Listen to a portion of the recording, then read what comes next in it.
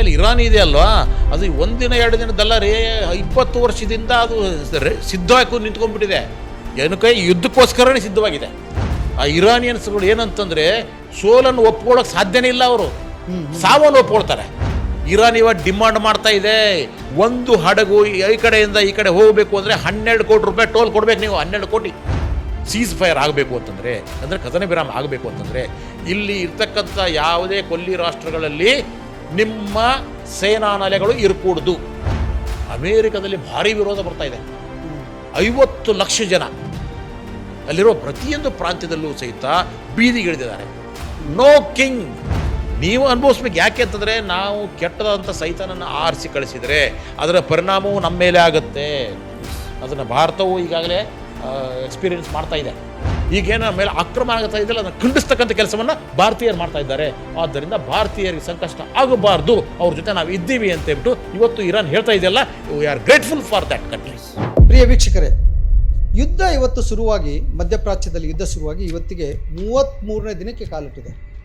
ಇಷ್ಟು ದಿನ ಅಮೇರಿಕ ಏನೋ ಒಂದು 3-4 ದಿನದಲ್ಲಿ 2 ದಿನದಲ್ಲಿ ಮುಗಿಸಿಬಿಡಬೇಕು ಅಂತ ಶುರು ಮಾಡಿದ ಯುದ್ಧ 33 ದಿನಕ್ಕೆ ಬರುತ್ತೆ ಅಂತ ಅಮೇರಿಕ ಕೂಡ ಕನಸು ಕಂಡಿರಲಿಲ್ಲ ಅಂದ್ಕೊಳ್ತೀನಿ. ಯುದ್ಧ ಇಷ್ಟು ದಿನ ಮಾಡಿ ಏನು ಸಾಧಿಸಿದ್ರು ಗೊತ್ತಾಗ್ತಿಲ್ಲ. ಆದರೆ ಇವತ್ತಷ್ಟೇ ನಾನು ಬರುವಾಗ ಇಲ್ಲೇ ನಮ್ಮ ನಮ್ಮ ಬೆಂಗಳೂರಲ್ಲಿ ಆಟೋ ಡ್ರೈವರ್ಗಳು ಕಿಲೋಮೀಟ್ರ್ ಗಂಟಲೆ, ಅರ್ಧ ಕಿಲೋಮೀಟ್ರ್ ಗಂಟಲೆ ಈ LPG ಗ್ಯಾಸ್ ಫಿಲ್ಲಿಂಗ್ ಸೆಂಟರ್ಗಳ ಮುಂದೆ ನಿಂತ್ಕೊಂಡಿದ್ದಾರೆ. ಇದರಿಂದ ಏನು ಸಾಧನೆ ಮಾಡಿದರು ಗೊತ್ತಾಗ್ತಿಲ್ಲ. ಸೊ ಹಾಗಾದರೆ ಯುದ್ಧ ಇನ್ನೂ ಎಷ್ಟು ದಿನ ಮುಂದುವರಿತದೆ, ಯುದ್ಧದ ದುಷ್ಪರಿಣಾಮಗಳು, ಯುದ್ಧದಲ್ಲಿ ಒಳ ರಾಜ್ಯಕ್ಕೆ ಏನೇನೆಲ್ಲ ನಡೀತಿದೆ, ಈ ಎಲ್ಲ ವಿಚಾರಗಳನ್ನ ಇಟ್ಕೊಂಡು ಇವತ್ತಿನ ಪಾಡ್ಕಾಸ್ಟ್ನಲ್ಲಿ ಚರ್ಚೆ ಮಾಡೋಣ. ರಾಜಕೀಯ ವಿಶ್ಲೇಷಕರು, ರಂಗಕರ್ಮಿಗಳು ಆದ ಶಶಿಕಾಂತ್ ಹೆಡ್ಡಳ್ಳಿಯವರು ನಮ್ಮ ಜೊತೆಗಿದ್ದಾರೆ. ನಮಸ್ಕಾರ ಸರ್. ನಮಸ್ಕಾರ ಸರ್, ಇವತ್ತಿಗೆ ಯುದ್ಧ 33 ದಿನಕ್ಕೆ ಕಾಲಿಟ್ಟಿದೆಯಲ್ಲ, ಈ ಅಮೇರಿಕ ಇದರಿಂದ ಏನು ಸಾಧನೆ ಮಾಡ್ತು? ಏನು ನಾನು ಗೆದ್ದೇ ಬಿಡ್ತೀನಿ ಅಂತ ಒಂದೇ ದಿನ ಸಡನ್ನಾಗಿ ದಾಳಿ ಮಾಡಿಬಿಡ್ತು ಮೀಟಿಂಗ್ ನಡೆಯುವಾಗಲೇ. ಇದರಿಂದ ಏನು ಸಾಧನೆ ಮಾಡ್ತು ಅಂತ? ಅಲ್ಲ, ಮೊದಲನೇದಾಗಿ ಅವ್ರಿಗೆ ಸಿಕ್ಕಾಪಟ್ಟೆ ಓವರ್ ಕಾನ್ಫಿಡೆನ್ಸ್ ಇತ್ತು. ಇಸ್ರೇಲ್ನವರು ಅಮೇರಿಕದ ಟ್ರಂಪ್ನ ತಪ್ಪಾಗಿ ಎಳೆದ್ಬಿಟ್ರು. ನೀವು ಸಪೋರ್ಟ್ ಮಾಡಿ ಸರ್, 2 ದಿವಸದಲ್ಲಿ ಉಡಾಯಿಸ್ಬಿಡೋಣ. ಯಾಕೆಂತಂದರೆ ಅವ್ರ ಹತ್ರ ಒಂದು ಬ್ಲೂ ಪ್ರಿಂಟ್ ಇತ್ತು. ಇಲ್ಲಿ ಸುಪ್ರೀಂ ಲೀಡರ್ ಇದ್ದಾರೆ, ಅವ್ರ ಜೊತೆಗೆ ಇಷ್ಟು ಜನ ಇದ್ದಾರೆ, ಅದಕ್ಕೆ ನಾವು ಅವ್ರನ್ನ ಹತ್ಯೆ ಮಾಡಿಬಿಟ್ರೆ ಕಿಂಗೆ ಹೋಗ್ಬಿಟ್ರೆ ಮುಗಿದೋಯ್ತಲ್ವಾ, ಎಲ್ಲ ಸರೆಂಡರ್ ಆಗಿಬಿಡ್ತಾರೆ 2 ದಿವಸದಲ್ಲಿ. ಹೌದು. ಆದರೆ ಯುದ್ಧ ಅನ್ನೋದು ಚೆಸ್ ಬೋರ್ಡ್ ಅಲ್ಲ. ಚೆಸ್ ಬೋರ್ಡಲ್ಲಿ ನಾವು ರಾಣಿಗೆ ಚೆಕ್ಮೇಟ್ ಇಟ್ಟ ತಕ್ಷಣವೇ ಅದು ಮುಗಿದೋಗುತ್ತೆ ಆಟ. ಇಲ್ಲಿ ಹಾಗಲ್ಲ. ಇಲ್ಲಿ ಆಮೇಲೆ ಇರಾನ್ ಇದೆ ಅಲ್ವಾ, ಅದು ಒಂದಿನ ಎರಡು ದಿನದಲ್ಲ ರೀ, 20 ವರ್ಷದಿಂದ ಅದು ಸಿದ್ಧವಾಗಿ ನಿಂತ್ಕೊಂಡ್ಬಿಟ್ಟಿದೆ. ಏನಕ್ಕೆ? ಯುದ್ಧಕ್ಕೋಸ್ಕರನೇ ಸಿದ್ಧವಾಗಿದೆ. ಇದು ಆಶ್ಚರ್ಯ. ಇರಾನ್ ಯುದ್ಧದ ಆಶ್ಚರ್ಯ ಅನಿಸಿದರೆ ಅವರ ತುಂಬ ದೊಡ್ಡ ಲೀಡರ್ಗಳನ್ನೇ ಕೊಲೆ ಮಾಡ್ತಾಯಿದ್ದಾರೆ, ಇವರು ಸಾಯಿಸ್ತಾ ಇದ್ದಾರೆ. ಕಮಾನಿ ಸತ್ತಿದ್ದಾನೆ. ಸತ್ತು 33 ದಿನ ಆದರೂ ಕೂಡ ಅವ್ರನ್ನ ಶವ ಸಂಸ್ಕಾರ ಮಾಡಿಲ್ಲ, ಇನ್ನೂ ಇಟ್ಕೊಂಡು ಕೂತಿದ್ದಾರೆ. ಅಂದರೆ ಏನು ಇರಾನ್ದವರು ಹೆಂಗೆ, ಯಾವ ಧೈರ್ಯದ ಮೇಲೆ ಯುದ್ಧ ಮಾಡ್ತಾಯಿದ್ರು, ಯಾರನ್ನ ಇಟ್ಕೊಂಡು ಯುದ್ಧ ಮಾಡ್ತಾಯಿದ್ರು? ಯಾಕಂದರೆ ಲೀಡ್ರ್ ಅನ್ನೋನೇ, ಒಬ್ಬ ಸೇನಾಧಿಪತಿ ಅನ್ನೋರು ಎಲ್ಲ ಇದಕ್ಕೆ ಸೈನಿಕ ಒಂದು ತಲೆ ಇದ್ದಂಗೆ, ತಲೆನೇ ಹೋಗ್ಬಿಟ್ಟಿದೆ. ಈ ಕೈಕಾಲನ್ನು ಇಟ್ಕೊಂಡು ಅವ್ರು ಬಡ್ದಾಡ್ತಾ ಇದ್ದಾರೆ. ಎಷ್ಟು ದಿನ ಬಡ್ದಾಡ್ತಾರೆ, ಹೆಂಗೆ ಬಡ್ದಾಡ್ತಾ ಇದ್ದಾರೆ? ಅದರ ಆಂತರ್ಯದ ಶಕ್ತಿ ಏನು ಗೊತ್ತೇ ಆಗ್ತಿಲ್ಲ. ರಾವನ್ಗೆ 10 ತಲೆ ಇತ್ತವಲ್ಲ, ಇಲ್ಲಿರ್ತಕ್ಕಂಥವ್ರಿಗೆ 31 ಪ್ರಾಂತ್ಯಗಳನ್ನು ಮಾಡಿದ್ದಾರೆ. ಅಲ್ಲಿ 31 ತಲೆಗಳಿರ್ತವೆ. ಅವ್ರು ಹೇಗಂತಂದರೆ, ಒಬ್ಬರು ಆದಮೇಲೆ ಒಬ್ಬರು ಹೋದ್ರಾ ಇನ್ನೊಬ್ಬರು ಬರ್ತಾರೆ, ಅವ್ರು ಹೋದ್ರೆ ಇನ್ನೊಬ್ಬರು. ಅಲ್ಲಿ ಮೊದಲೇ ಆ ಶ್ರೇಣೀಕೃತ ಒಂದು ವ್ಯವಸ್ಥೆ ಮಾಡಲಾಗಿದೆ. ಆಮೇಲೆ ಎಲ್ಲರಿಗೂ ಸಹಿತ ಇಂಡಿಪೆಂಡೆಂಟ್ ಇನ್ಚಾರ್ಜ್ ಕೊಡಲಾಗಿದೆ, ಸ್ವಾಯತ್ತತೆ. ಓಕೆ. ನೀವೇ ಯೋಚನೆ ಮಾಡಿ ಶತ್ರುಗಳ ಸಂಹಾರ ಮಾಡಬೇಕು. ಇಡೀ ಅದೇನೋ ಇರಾನ್ ಇದೆಯಲ್ಲ, ಇರಾನ್ ಭೂಗರ್ಭದ ಒಳಗಡೆಗೆ ದೊಡ್ಡ ಶಸ್ತ್ರಾಸ್ತ್ರ ಸಂಗ್ರಹದ ಒಂದು ದೊಡ್ಡ ಸ್ಥಿತಿನ ಕಟ್ಟಿಬಿಟ್ಟಿದ್ದಾರೆ ಅವರು. ಹೌದು. ಸೊ ಒಂದು ದಿನಕ್ಕೆ 400 ಡ್ರೋನ್ಗಳನ್ನು ಉತ್ಪಾದನೆ ಮಾಡೋ ಕೆಪಾಸಿಟಿ ಇದೆ ಅಂತ ಅವ್ರಿಗೆ. ಸೊ ಇದರಿಂದ ಅವ್ರಿಗೆ ಏನೋ ಮೊದಲಿಂದ ಅವ್ರಿಗೆ ಗೊತ್ತಿತ್ತು, ನಮ್ಮ ಮೇಲೆ ಇವರು ಗ್ಯಾರಂಟಿಯಾಗಿ ಆಕ್ರಮಣ ಮಾಡ್ತಾರೆ. ಯಾಕಂದರೆ ಈಗಾಗಲೇ 2-3 ಸತಿ ಆಗಿದೆ. ಆದ್ದರಿಂದ ಆಕ್ರಮಣ ಮಾಡಿದಾಗ ನಾವು ನಮ್ಮನ್ನು ಕಾಪಾಡ್ಕೋಬೇಕಾಗತ್ತೆ. ಇವಾಗ ಒಂದು ಹೇಳ್ತಾ ಇದ್ದೀನಿ, ಬೆಕ್ಕು ಗೊತ್ತಲ್ಲ ನಿಮಗೆ? ಬೆಕ್ಕನ್ನು ಓಡಿಸ್ಕೊಂಡು ಹೋಗಿ, ನೀವು ಹೆದರ್ಕೊಂಡು ಓಡುತ್ತೆ. ಯಾವಾಗ ನನ್ನ ಪ್ರಾಣಕ್ಕೆ ಅಪಾಯ ಅಂತ ಗೊತ್ತಾಗುತ್ತೋ ಬೆಕ್ಕು ಏನು ಮಾಡುತ್ತೆ, ಇದ್ದಕ್ಕಿದ್ದಂಗೆ ತಿರುಗಿ ಬಿಡುತ್ತೆ, ಮೈ ಮೇಲೆ ಬಂದ್ಬಿಡುತ್ತೆ, ಚೂರುತ್ತೆ. ಯಾಕೆ? ಅದಕ್ಕೆ ಪ್ರಾಣ ಭಯ. ಆಯಿತಾ? ಆದ್ದರಿಂದ ನಮಗೆ ಏನು ಹೇಳ್ತಾರೆ, ನಿಮಗೆ ಅದಕ್ಕೆ ಪ್ರಾಣ ಸಂಕಟ ಅಂತ ಹೇಳ್ತಾರಲ್ವ? ಹೌದು. ಸೊ ಪ್ರಾಣ ಸಂಕಟದಿಂದ ವಾಪಸ್ ತಿರುಗಿ ಬಿಡುತ್ತೆ. ಆದ್ದರಿಂದ ಇದು ಮೊದಲನೇ ಪ್ರಿಪೇರ್ ಆಗಿಬಿಟ್ಟು ರೆಡಿ ಆಗಿಬಿಟ್ಟು ಕೂತಿತ್ತು ಮತ್ತು ಅವ್ರಿಗೆ ಗೊತ್ತಿತ್ತು ನಮ್ಮ ಲೀಡರ್ಶಿಪ್ ಇದಲ್ವಾ, ಒಂದೊಂದೇ ಹೋದರೂ ಚಿಂತೆ ಇಲ್ಲ, ನೆಕ್ಸ್ಟ್ ಬರಲಿ, ಅದು ಹೋಯ್ತಾ ನೆಕ್ಸ್ಟ್ ಬರಲಿ. ಒಟ್ಟಾರೆಯಾಗಿ ನಾವು ಗೆಲ್ಲಬೇಕು. ಆ ಇರಾನಿಯನ್ಸ್ಗಳು ಏನಂತಂದರೆ ಸೋಲನ್ನು ಒಪ್ಕೊಳ್ಳೋಕೆ ಸಾಧ್ಯನೇ ಇಲ್ಲ, ಅವರು ಸಾವನ್ನು ಒಪ್ಕೊಳ್ತಾರೆ ಅಂತ ಒಂದು. ಆದ್ದರಿಂದ ಈಗ ಅಮೇರಿಕ ಇದೆಯಲ್ವಾ, ಯುದ್ಧ ಮಾಡ್ತಲ್ಲ 33 ದಿವಸ ಮಾಡಿದ್ರಿ, ಏನು ಸಾಧಿಸಿದ್ರಿ? ಯಾಕೆ ಮಾಡ್ತಾ ಇದ್ದಾರೆ ಕೇಳ ಅವರು ಲಾಸ್ಗಳು ಎಲ್ಲೆಲ್ಲಾಗಿದ್ದಾವೆ ಅಂತ ಹೇಳ್ಬಿಟ್ಟು. ಸೊ ಮೊದಲು ಏನಿತ್ತಪ್ಪ, ಪ್ರತಿದಿನ ಕನಿಷ್ಠ $2 ಬಿಲಿಯನ್ ನಷ್ಟ ಆಗ್ತಾ ಇದೆ ಅಮೇರಿಕಕ್ಕೆ. ಅದು ದೊಡ್ಡ ಅಮೌಂಟ್. ಅದು ಅವರು ಅತ್ಯಾಧುನಿಕ ವಿಮಾನಗಳನ್ನು ಹೊಡೆದು ಉಳಿಸಲಾಗುತ್ತೆ. ಅದು ಅಸಾಧ್ಯ, ಅದನ್ನು ಯಾರೂ ಹೊರಡಿಸಲ್ಲ. ಧ್ವನಿಗಿಂತಲೂ ಶಬ್ದದ ವೇಗಕ್ಕಿಂತಲೂ ಭಾಳ ಫಾಸ್ಟಾಗಿ ವೇಗವಾಗಿ ಹೋಗ್ತಕ್ಕಂಥದ್ದು. ಯಾವ ರಡಾರ್ಗಳು ಅದನ್ನು ಮುಟ್ಟೋದಿಲ್ಲ, ಅದನ್ನು ನೋಡೋದಿಲ್ಲ ಅಂತ ಹೇಳಿದಂಥ ಅಮೇರಿಕ ಅಂಥ ವಿಮಾನಗಳನ್ನೇ ಬೂಸ್ಟಪ್ ಮಾಡಿ ಹೊಡೆದು ಬಿಸಾಕ್ಬಿಡ್ತು ಇರಾನ್. ಅಮೇರಿಕ ಗಡಗಡ ಶುರುವಾಗಿದ್ದೆ ಆವಾಗ. ಆ ನಂತರ ಆಗಿರ್ತಕ್ಕಂಥದ್ದು, ಅಲ್ಲಿ ಅಮೇರಿಕದಿಂದ ಸೈನಿಕರು ಇದ್ದಾರಲ್ವಾ, ಸೈನಿಕರನ್ನ ನೇರವಾಗಿ ಇರಾನ್ ಒಳಗಡೆ ಬಿಟ್ಟಿಲ್ಲ ಅವರು. ಆದರೆ ಅವ್ರು ಏನು ಮಾಡಿದ್ದಾರೆ, ಗಲ್ಫ್ ಕಂಟ್ರಿಗಳಿದಾರಲ್ಲ, ಅಮೇರಿಕಕ್ಕೆ ಹೊಸ ರೀತಿಯಲ್ಲಿ ಇದ್ದಾವೆ ಅಲ್ಲಿ ಇವರು ಸೇನಾ ಬೇಸ್ಗಳನ್ನು ಮಾಡಿದ್ದಾರೆ. ಅಲ್ಲಿ ಅಮೇರಿಕದ ಸೈನ್ಯ ಇದೆ ಇವಾಗೂ ಸಹಿತ. ಎಲ್ಲ ಕಡೆ ನೋಡಿದರೆ 40,000 ಜನ ಸೈನಿಕರು ಇವಾಗಲೂ ಇದ್ದಾರೆ ಅಲ್ಲಿ, ಎಲ್ಲ ಕಡೆಗೂ ಸಹಿತ ಕಾಯಂ ಇರ್ತಾರೆ ಅನ್ಸುತ್ತೆ. ಈಗ ಸ್ವಲ್ಪ ಜಾಸ್ತಿ ಯಾವಾಗಲೂ ಇರ್ತಾರೆ ಅಲ್ಲಿ, ಅಂದರೆ ಬೇರೆ ಬೇರೆ ಕಡೆಗೆ, ಕತಾರ್ ಆಗಿರ್ಬೋದು, ದುಬೈ ಆಗಿರ್ಬೋದು, ಎಲ್ಲ ಇರ್ತಾರಲ್ಲ ಸೇನಾ ನೆಲೆಗಳಲ್ಲಿ. ಇವಾಗ ಅವರು ಶವಗಳು ಅಮೇರಿಕಕ್ಕೆ ಬರ್ತಾ ಇದ್ದಾವೆ. ಇವತ್ತೊಂದು ಬಂತು, ನಾಳೆ ಒಂದು 10, ನಾಳೆ 20, ಈ ರೀತಿಯಾಗಿ ಎಷ್ಟೋ ಶವಗಳನ್ನ ಮುಚ್ಚಿಟ್ಟಿದ್ದಾರೆ. ಅಂದರೆ ಬಹಿರಂಗಪಡಿಸಿಲ್ಲ. ಆದರೆ ಇವಾಗಲೂ ಸಹಿತ ಕಫನ್ಗಳು ಬರ್ತಾನೆ ಇದ್ದಾವೆ. ಅಂದರೆ ಇವರ ಸೈನಿಕರು ಅಲ್ಲಿ ಸಾಯ್ತಾ ಇದ್ದಾರೆ. ಇದನ್ನು ಗಮನ ಇಟ್ಕೊಳ್ಳಿ ನೀವು. ಆಮೇಲೆ ಈ ಹಾರ್ಮೋಜ್ ಜಲಸಂಧಿ ಇದೆ ಅಲ್ವಾ, ಅದ್ರ ಮೇಲೆ ಮೊದಲು ಇರಾನದ ನಿಯಂತ್ರಣ ಇರಲಿಲ್ಲ, ನೆನ್ಪಿಟ್ಕೊಳ್ಳಿ. ಅದು ಅಂತಾರಾಷ್ಟ್ರೀಯ ಜಲಸಂಧಿ. ಅದು ಯಾರು ಬೇಕಾದ್ರೆ ಹೋಗ್ಬೋದಿತ್ತು, ಬರ್ಬೋದಾಗಿತ್ತು. ಅಲ್ಲೇನು ದುಡ್ಡು ಕೊಡಬೇಕಾಗಿಲ್ಲ, ಕಾಸು ಕೊಡಬೇಕಾಗಿಲ್ಲ, ಟೋಲ್ ಇರಲಿಲ್ಲ. ಸಮುದ್ರದ ಹೋಗಬೇಕಾಗಿತ್ತು, ಬರಬೇಕಾಗಿತ್ತು. ಇವಾಗ ಏನಾಯ್ತು, ಇವರು ಯುದ್ಧ ಶುರು ಮಾಡಿದ್ರಿಂದ ಇಡೀ ಜಲಸಂಧಿಯ ನಿಯಂತ್ರಣ ಈಗ ಇರಾನ್ ಕೈಯಲ್ಲಿದೆ. ಇರಾನ್ ಇವಾಗ ಡಿಮಾಂಡ್ ಮಾಡ್ತಾ ಇದೆ, ಒಂದು ಹಡಗು ಈ ಕಡೆಯಿಂದ ಈ ಕಡೆ ಹೋಗಬೇಕು ಅಂದರೆ 12 ಕೋಟಿ ರೂಪಾಯಿ ಟೋಲ್ ಕೊಡ್ಬೇಕು ನೀವು. 12 ಕೋಟಿ. ಹೌದು, ಒಂದೊಂದು ಹಡಗಿಗೆ. ಒಂದು ಹಡಗು ಬರಬೇಕು, ಭಾರತಕ್ಕೆ ಬರಬೇಕು ಅಂತಂದರೆ 12 ಕೋಟಿ ರೂಪಾಯಲ್ಲಿ ಕಟ್ಟಿಬಿಟ್ಟು ಬರಬೇಕು. ಇಸ್ರೇಲು ಮತ್ತು ಅಮೇರಿಕದ ಮಿತ್ರ ರಾಷ್ಟ್ರಗಳಿಗೆ ಪ್ರವೇಶ ಇಲ್ಲ ಅಲ್ಲೇ.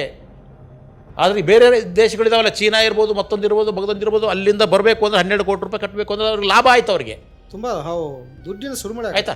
ನಿಯಂತ್ರಣ ಇರಲಿಲ್ವಲ್ಲ ಮೊದಲು, ಈಗ ಅದ್ರ ಮೇಲೆ ನಿಯಂತ್ರಣ. ಇದು ನಂದು ಅಂತ ಹೇಳ್ತಾನೆ, ಮೊದಲು ನಮ್ಮದು ಅಂತ ಹೇಳೋ ಒಂದು ಹಕ್ಕಿರಲಿಲ್ಲ. ಹೌದು, ಅಂತಾರಾಷ್ಟ್ರೀಯ ಜಲಸಂಧಿ. ಇವಾಗ ಏನಾಗ್ಬಿಡ್ತದು, ಇರಾನ್ ಜಲಸಂಧಿ ಆಗೋಗ್ಬಿಡ್ತು. ಇಲ್ಲೇ ನಾನು ಇರ್ತೀನಿ, ನಾನು ಹೇಳ್ದಂಗೆ ನೀವು ಕೇಳಬೇಕು ಅಂತ, ಯಾವುದೇ ಕಾರಣ ಬಿಟ್ಕೊಡೋದಿಲ್ಲ ಅಂತ. ಅವಾಗೇನಾಯಿತು, ಒಂದು ಜಲಸಂಧಿಯ ಮೇಲಿರ್ತಕ್ಕಂಥ ಒಂದು ಸ್ವಾತಂತ್ರ್ಯವನ್ನು, ಸ್ವಾಯತ್ತತೆಯನ್ನು ಕಳ್ಕೊಳ್ತು ಅಮೇರಿಕ. ನೀವು ಹೇಳೋ ಲೆಕ್ಕಾಚಾರ ಪ್ರಕಾರ ಅಮೇರಿಕ ದೊಡ್ಡ ನಷ್ಟ ಆಗ್ತಿದೆ, ಇರಾನ್ಗೆ ಲಾಭ ಆಗ್ತಿದೆ. ಹಾಗಾದ್ರೆ ಇರಾನಿಗೆ ಲಾಭ ಆಗ್ತಿದೆ. ಯಾಕೆಂದ್ರೆ ಇರಾನಿನ ತೈಲವೇ ಹೋಗ್ಬೇಕು, ಅಲ್ಲಿಂದ ಹೋಗುತ್ತೆ. ಹೌದು, ತೈಲ ಮಾರಾಟ ಆಗುತ್ತೆ ಮತ್ತು ಅಲ್ಲಿ 12 ಕೋಟಿ ರೂಪಾಯಿ ಟೋಲ್ ಗೇಟ್ 12 ಕೋಟಿ ಟೋಲ್ ಗೇಟ್ ಬರುತ್ತೆ. ಹೌದು, ಇರಾನಿಗೆ ಲಾಭ ಆಗ್ತಾ ಇದೆ. ಸೊ ಇದು ಆಮೇಲೆ ಏನಾಯ್ತು, ಅಲ್ಲಿ ಪರಮಾಣು ಬಾಂಬನ್ನು ಸಿದ್ಧಪಡಿಸಲಿಕ್ಕೆ ಈಗಾಗಲೇ ಇರಾನು ತಯಾರಿ ಮಾಡಿಕೊಂಡಿದೆ. ಸುಮಾರು ಅದೇನೋ 600 kg ಯುರೇನಿಯಮನ್ನು ಸಂಗ್ರಹಿಸಿ ಇಟ್ಕೊಂಡಿದೆ. ಇನ್ನೇನು ಪರಮಾಣು ಬಾಂಬನ್ನು ಮಾಡ್ಬೋದಾಗಿತ್ತು, ಆದರೆ ಅಷ್ಟರಲ್ಲಿ ಇದು ತಕರಾರು ತೆಗಿತು ಅಮೇರಿಕ. ಅದನ್ನು ಹಾಗೆ ಇಟ್ಟುಕೊಂಡಿದ್ದಾವೆ. ಪರಮಾಣು 2 ವಾರದಲ್ಲೇ ಮಾಡಿಬಿಡ್ತೀನಿ ಅಂತ ಹೇಳ್ತಾ ಇದೆ. ಇಲ್ಲಿವರೆಗೂ ಪರಮಾಣು, ಯಾಕಂದರೆ ಇವರೇನು ಮಾಡಿದರು, ಅಂತಾರಾಷ್ಟ್ರೀಯ ಪರಮಾಣು ನೀತಿ ಅಂತ ಮಾಡ್ಕೊಂಡಿದ್ರಲ್ಲ. ಹೌದು, ಯಾವ ದೇಶವೂ ಸಹಿತ ಇದನ್ನು ಮಾಡಿಕೊಡ್ದು ಅಂತ. ಇವಾಗ ಆ ನೀತಿ ಹೊರಟೋಗ್ಬಿಡ್ತು. ಇರಾನಿಗಿನ ಮೇಲೆ ಕಡಿವಾಣ ಇಲ್ಲ. ಹೌದು, ನನ್ನ ಇಷ್ಟ ಕಣಯ್ಯ, ನನ್ನ ದೇಶದಲ್ಲಿ ನಾನು ಪರಮಾಣು ಆದರೂ ಮಾಡ್ಕೊಳ್ತೀನಿ, ಇನ್ನೇನು ಮಾಡ್ಕೊಳ್ತೀನಿ, ನೀನೇನು ಹೇಳ್ತೀಯಾ? ಇಲ್ಲ, ಬಾ ಕುಸ್ತಿಗೆ, ಆ ಕಡೆಗೆ ಬಾ ಅನ್ನೋ ಕೇಳುತ್ತೆ. ಅಂದರೆ ಇವಾಗ ಅದನ್ನು ಯಾರೂ ಸಹಿತ ತಡೆಯೋ ಹಾಗಿಲ್ಲ. ಅವ್ರಿಗೆ ಪೂರ್ತಿಯಾಗಿ ಅವ್ರಿಗೆ ಸ್ವಂತ ನಿರ್ಧಾರಗಳನ್ನು ತೆಗೆದುಕೊಳ್ತಕ್ಕಂಥ ಎಲ್ಲ ಛಾತಿ ಹಕ್ಕು ಬಂದ್ಬಿಡ್ತು ಇವಾಗ. ಇಲ್ಲೊಂದು ವಿಶೇಷತೆ ಏನು ಗೊತ್ತಾ ನಿಮಗೆ, ಈ ಅಮೇರಿಕದ ಮೇಲೆ ಒಂದು ಭ್ರಮೆ ಇತ್ತು. ಏನು ಭ್ರಮೆ ಇತ್ತು? ಇದು ದೊಡ್ಡನ್ನ ಸಶಸ್ತ್ರವಾದಂಥ ಶಕ್ತಿಶಾಲಿಯಾದಂಥ ದೇಶ, ಅದನ್ನು ವಿರೋಧ ಹಾಕಿಕೊಂಡ್ರವ್ರು ಯಾರೂ ಉಳಿಯೋದಿಲ್ಲ, ಯಾವ ದೇಶ ಉಳಿಯಲ್ಲ ಅಂತ. ಇರಾಕಿಗೆ ಆಗಿರ್ತಕ್ಕಂಥ ಪರಿಸ್ಥಿತಿ ಎಲ್ರಿಗೂ ಬರುತ್ತೆ ಅಂತ ಅಂದ್ಕೊಂಡಿದ್ರು. ಇವಾಗ ಇರಾನ್ ಅಂತ ಒಂದು ಸಣ್ಣ ದೇಶ, ಆ ಬಲಶಾಲಿ ಅಲ್ಲದೇ ಇರತಕ್ಕಂಥ ದೇಶ, ಅಂಥ ದೇಶ ಇದನ್ನು ಎದುರಿಸ್ತಾ ಇದೆ, ಪುಡಿ ಕಟ್ತಾ ಇದೆ, ಹೆದರ್ಕೊಂಡು ಓಡೋ ಥರ ಮಾಡಿದೆ ಅಲ್ವಾ. ಹಾಗಾದಾಗ ನಾವು ಸಹಿತ ಪರಮಾಣು ಬಾಂಬ್ ಮಾಡ್ತೀವಿ ಅಂತ ಜಪಾನು, ಜರ್ಮನು, ಕೆನಡಾದವ್ರು ಶುರು ಮಾಡಿದ್ದಾರೆ ಇವಾಗ. ಏನು ಮಾಡ್ತೀಯ ನೀನು? ನಿಮ್ದು ಗೊತ್ತಾಗ್ಬಿಡುತ್ತಲ್ಲ ನಿಮ್ಮ ಬಂಡವಾಳ. ಟೊಳ್ಳು ಒಳಗಡೆ ಎಲ್ಲ ಟೊಳ್ಳು, ಬರೀ ಬಾಯಿ ಮಾತಷ್ಟೇ ನಿಂದು. ಅಮೇರಿಕ ಎಂಥ ಟೊಳ್ಳ. ಟ್ರಂಪ್ ಅಂತರೂ ದಿನಕ್ಕೊಂದೊಂದು ರೀತಿ ಹೇಳಿಕೆ ಕೊಡ್ತಾನೆ. 3 ದಿನ ನಾವು ನಿರ್ಬಂಧ ಹಾಕ್ತಿದ್ವಿ, ಇದು ಯುದ್ಧ ಮಾಡೋದಿಲ್ಲ, ಯುದ್ಧಕ್ಕೆ ನಿಷೇಧ ಹಾಕ್ತಿದ್ದೀವಿ ಅಂತ ಹೇಳ್ತಾರೆ ಮಧ್ಯಂತರದ್ದು. ಆಮೇಲೆ 12 ದಿನ 10 ದಿನ ಅಂತ ಹೇಳೋದು. ಯಾಕೆ ಈ ಥರದ್ದು ವಿಚಿತ್ರ ಹೇಳಿಕೆಗಳನ್ನ ಕೊಡ್ತಾನೆ? ಅಲ್ಲ, ನಿನಗೆ ಅದು ವಿಚಿತ್ರ ಅನಿಸುತ್ತೆ. ಅದು ಅವನು ಯುದ್ಧದ ಸ್ಟ್ರಾಟಜಿ ಅದು. ಆಯಿತಾ? ಇಲ್ಲಿ ಹೇಳೋದೇನೆಂದರೆ ಹೆದರಿಸ್ತಾನೆ. 48 ಗಂಟೆಯಲ್ಲಿ ನಮಗೆ ನೀವು ಜಲಸಂಧಿ ಬಿಟ್ಕೊಡ್ಬೇಕು ಅಂತ ಹೇಳ್ತಾನೆ. ಅಂದರೆ ಹೆದರಿಸ್ತಾರೇನೋ ಅಂತ ನೋಡೋಣ ಅಂತ. ಆಯ್ತಾ? ಅವ್ರು ವಾಪಸ್ ಕೊಟ್ಟರು. ಇವಾಗ ಇವನೇ ಏನು ಮಾಡಿದಾನೆ, ಹೋಗ್ಲಿ ಬಿಡ್ರಿ ಇನ್ನೊಂದು 5 ದಿವಸ ಕೊಡ್ತೀನಿ ಅಂತಾನೆ. ಇವಾಗ ಇನ್ನೊಂದು 15 ದಿವಸ ಬಿಟ್ಬಿಡ್ತೀನಿ ಅಂತ ಹೇಳ್ತಾನೆ. ಆಮೇಲೆ ಕದನ ವಿರಾಮ, ನಾನು ಇನ್ನು ಮೇಲೆ ಯಾವುದೇ ಕಾರಣಕ್ಕೂ ನಿಮ್ಮ ಮೇಲೆ ದಾಳಿ ಮಾಡೋದಿಲ್ಲ, ನಿಮ್ಮ ತೈಲ ಘಟಕದ ಮೇಲೆ ದಾಳಿ ಮಾಡೋದಿಲ್ಲ ಅಂತ ಹೇಳಿ ಒಂದು ಕಡೆ ಹೇಳೋದು. ಅಲ್ಲಿ ಏನು ಮಾಡೋದು, ದಾಳಿ ಶುರು ಮಾಡೋದು. ನಿನ್ನೆ 607 kg ಒಂದು ಬಾಂಬನ್ನು ಹಾಕಿದಲ್ಲಿ, ಬಂಕರ್ ಬ್ಲಾಸ್ಟರ್ ಬಾಂಬ್. ಆಯಿತಾ? ಎಲ್ಲಿ ಇವರು ಪರಮಾಣು ಘಟಕ ಇದೆಯೋ ಅದರ ಎಲ್ಲಿ ಇರಾನ್ದಲ್ಲಿ, ಅದ್ರ ಮೇಲೆ ಹಾಕಿದ್ದಾರೆ. 600 kg. ಅಷ್ಟು ದೊಡ್ಡ ಬಾಂಬನ್ನು ಹಾಕಿದ್ದಾರೆ. ಅಲ್ಲಿ ಇಡೀ ಇದರಲ್ಲಿ ಕತ್ತಲಾಗೋಗ್ಬಿಟ್ಟಿದೆ, ಬರೀ ಹೊಗೆನೇ ತುಂಬ್ಕೊಂಡ್ಬಿಟ್ಟಿದೆ. ಆಯ್ತಾ? ಇರಾನ್ ಗೊತ್ತಿದೆ. ಆದ್ದರಿಂದ ಅವರು ಏನು ಮಾಡಿದರು, ನಿಮ್ಮ ಬಂಕರ್ ಬ್ಲಾಸ್ಟರ್ ಬಾಂಬ್ ಇದೆಯಲ್ಲಪ್ಪ, ಎಷ್ಟು ಆಳಕ್ಕೆ ಹೋಗುತ್ತೆ ಅದು? 50 ಅಡಿ, 80 ಅಡಿ, 100 ಅಡಿ ಅಷ್ಟೇ ತಾನೇ ನಿಂದು. ನಮ್ಮದು ಇದಾವೆ ಶಸ್ತ್ರಾಸ್ತ್ರ ಸಂಗ್ರಹಗಳು. ಎಷ್ಟು? 500 ಅಡಿ ದೂರ, 500 ಮೀಟರ್ ದೂರ, ಅಂದರೆ ಅರ್ಧ ಕಿಲೋಮೀಟರ್. ಭೂಮಿಯಿಂದ ಅರ್ಧ ಕಿಲೋಮೀಟರ್ ಕೆಳಗಡೆಗೆ ನಾನು ಒಂದು ಸಿಟಿನೇ ನಿರ್ಮಾಣ ಮಾಡಿದ್ದೀನಿ. ನಿಮ್ಗೆ ಯಾವ ಬಾಂಬುಗಳಲ್ಲಿ ಮುಟ್ಟೋದಿಲ್ಲ.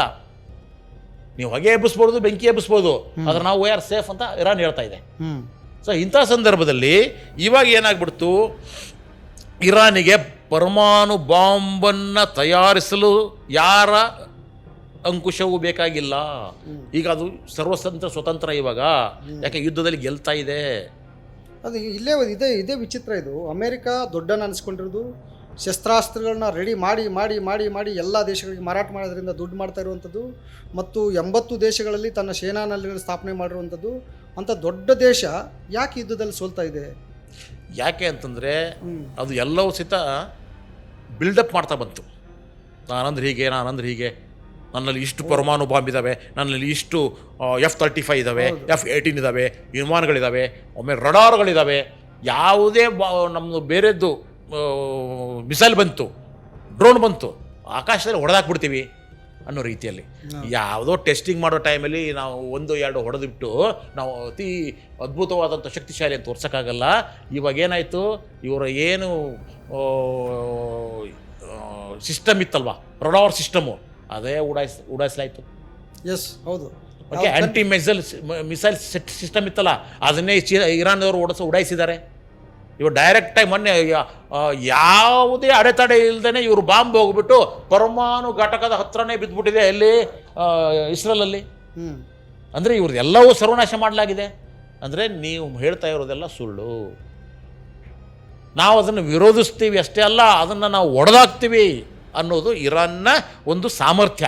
ಯಾಕಂದರೆ ಅದಕ್ಕೆಲ್ಲ ಆಮೇಲೆ ಇರಾನ್ ಗೊತ್ತಾ ನಿಮಗೆ, ಅವರು ರಷ್ಯಾದಿಂದ, ಚೀನಾದಿಂದ ಎರವಲು ಪಡೀಲಿಲ್ಲ ಶಸ್ತ್ರಾಸ್ತ್ರಗಳನ್ನು. ಅವರೇ ಉತ್ಪಾದನೆ ಮಾಡಿದರು, ಅವರೇ ಪ್ರಯೋಗ ಮಾಡಿದರು, ಅವುಗಳನ್ನು ನಿರ್ಮಿಸಿದರು. ಇವತ್ತು ಸಹಿತ ಯಾರೂ ಗೊತ್ತಿಲ್ಲದಂಥ ಶಸ್ತ್ರಗಳು ಮಿಸೈಲ್ಗಳಿದಾವಲ್ಲಿ.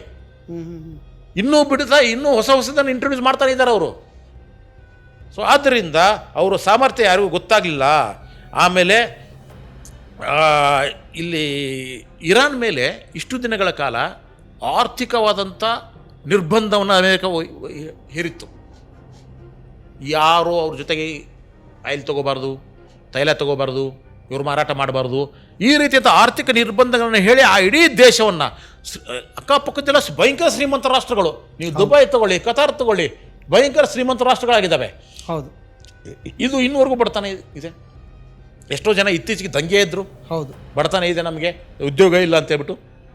ಯಾಕೆ ಅಂದರೆ ಇವರ ತೈಲವನ್ನು, ಯಾಕಂದರೆ ಇಡೀ ಜಗತ್ತಿನಲ್ಲಿ ಇರ್ತಕ್ಕಂಥ 20% ಜೈಲು ಅಲ್ಲೇ, 20% ತೈಲ ಅಲ್ಲೇ ಉತ್ಪಾದನೆ ಆಗುತ್ತೆ. ಆದರೂ ಸಹಿತ ಯಾಕೆ ಅದು ಅತ್ಯಂತ ಶ್ರೀಮಂತ ದೇಶ ಆಗಲಿಲ್ಲ ಇರಾನು? ಯಾಕೆ ಅಂತಂದರೆ ಆರ್ಥಿಕ ನಿರ್ಬಂಧಗಳನ್ನು ಅಮೇರಿಕ ಹೇರಲಾಯಿತು. ಓಕೆ, ನೀವು ಮಾರಂಗಿಲ್ಲ, ನೀವು ತೆಗಿಯಂಗಿಲ್ಲ, ಅದು ಮಾಡೋಂಗಿಲ್ಲ, ಇದು ಮಾಡೋಂಗಿಲ್ಲ ಅಂತ.